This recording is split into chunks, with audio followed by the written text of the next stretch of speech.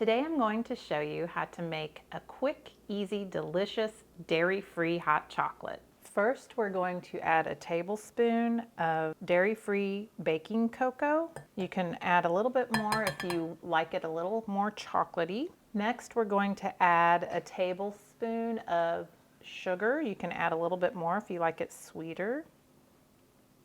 Then I have microwaved about a half a cup of water. And about 1 minute, you want to microwave that, and I'm going to pour that right into my mixture of sugar and baking cocoa, and I'm going to stir that until everything gets nice and incorporated and melted into the water. Next, you're going to add a cup of your dairy-free plant-based milk.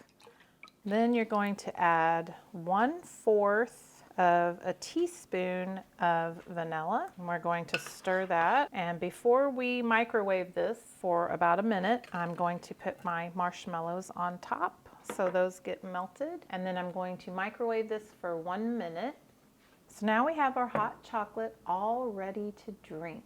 If you like this recipe, be sure to like, subscribe, or leave a comment below. For a printed version of this recipe, be sure to see the link below. You can also go to alldairyfree.com.